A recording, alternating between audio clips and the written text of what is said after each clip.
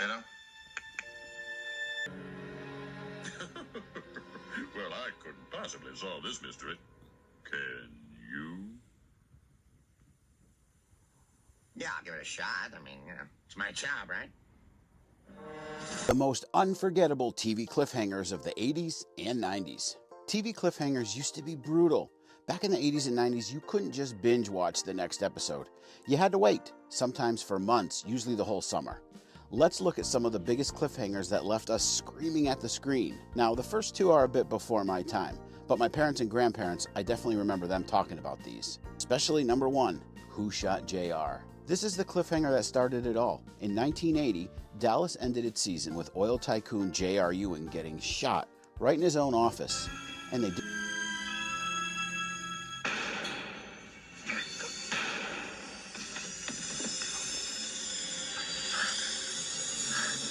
they didn't reveal the shooter for 8 months. The world went crazy trying to guess who did it. Even the Queen of England was reportedly obsessed. I think she did it, anyway. Next on the list is something called the Moldavian Massacre on Dynasty. That show took it to the next level in 1985. Picture this, a lavish royal wedding, everyone in their finest, and then boom, armed terrorists storm in and gun down the entire wedding party. Fans had to wait all summer to find out who actually survived. Why did you kill all those innocent people? Why? Shut up, old man. Move on. Be quiet. I don't know. Next, Saved by the Bell. Who's the father? In the season 3 finale, Kelly finds out she's preggers. But after a wild week of spring break partying, she don't know who the dad is. Zach, Slater, or Screech? Fans held their breath all summer, and in the fall, it was finally revealed that this is just an April Fool's joke. Ha ha ha. Anyway, back to reality. Next is the Best of Both Worlds episode from Star Trek The Next Generation.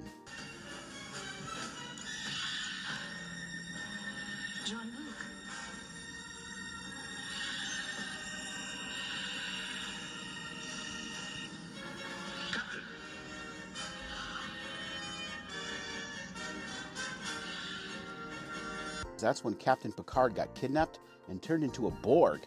And right when Riker orders the Enterprise to fire on their own captain, the screen goes black. Of course it does. We had to wait 3 months to find out what happened. Number 4, a storyline I was obsessed with, Who Killed Laura Palmer on Twin Peaks? The show Twin Peaks gave us a mystery for the ages. Who killed Laura Palmer? The whole first season was built up to it, and it had this eerie supernatural vibe. And then season 1 ended with Agent Dale Cooper getting shot.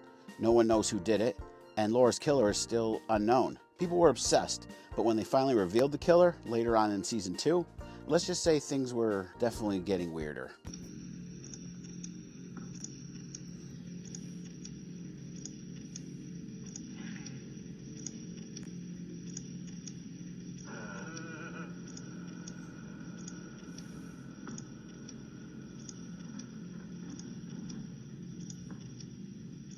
Here's one I bet a lot of people forgot about.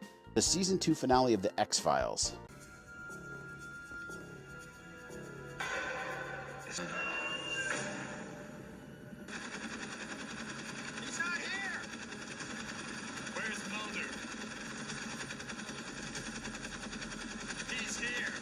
No, sir. If he was, he's vanished without a trace. Nothing vanishes without a trace. Burn it!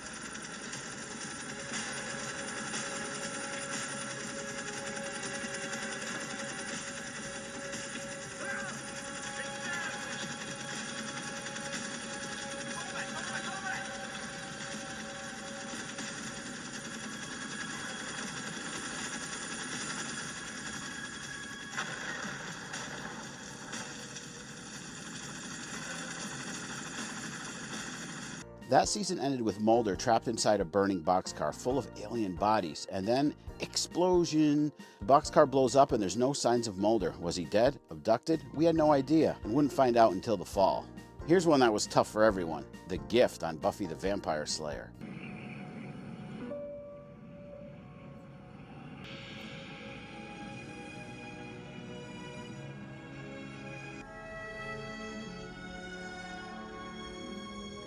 That was the season 5 finale, and it still hurts if you think about it. That's the one where Buffy sacrificed herself to save the world. And she died. They literally put Buffy and Summers on her gravestone and showed it on the screen.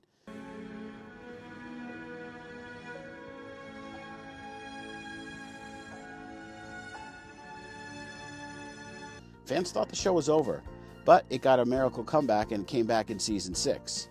By the way, and spoilers, remember when Buffy's friends resurrected her, literally pulled her out of the afterlife, and she was all pissy about it? Come on, Buffy, it's not like they pulled you out of paradise. Wait, maybe they did. I forgot. Anyway. Friends, the one with Ross's wedding. This was the season 4 finale. Now, Friends usually wasn't about life or death cliffhangers, but this one, it was a pop cultural moment. Ross is getting married in London. Rachel flies in at the last second, and just when he's about to say, "I take thee, Emily," he says, Take thee, Rachel. Emily.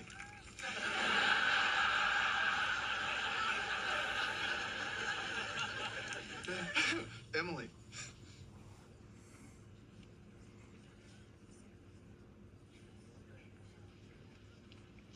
Shall I go on? Rachel's name instead. Instant chaos, and then boom! Credits! What makes an iconic TV moment? Well, you remember where you are when it happened, and I definitely remember where I was when Ross said Rachel's name instead of Emily's. I watched that episode in the common room of my college dorm, because that's how some college kids had to watch TV back then, if they went to a college that didn't provide television in their rooms. Anyway, when Ross said Rachel's name, the whole common room went bananas. Even the big tough frat guys were into it. That was a home run episode for sure. And now here's one of the most memorable 90s cliffhangers. Who Shot Mr. Burns on The Simpsons? It was a big ratings ploy, but unlike other shows, The Simpsons didn't try to hide it for a minute. They owned it. The storyline played like a real crime drama. Tons of suspects, hidden clues, and even a national contest to guess the shooter. People all over the country are choosing 1-800-COLLECT to make collect calls so that they and the person they call can be entered.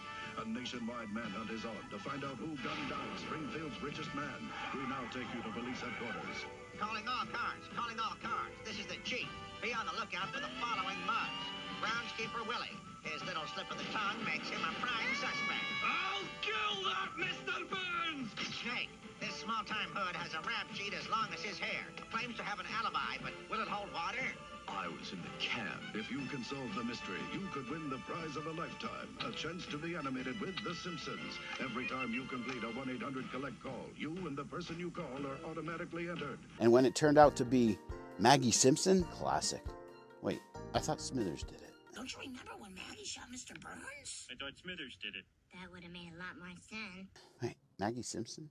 These cliffhangers had us all talking, making theories, and counting down the days for the next season. What's a TV cliffhanger that you still think about? What did I forget on this list? Let me know in the comments and follow for more TV and movie nostalgia.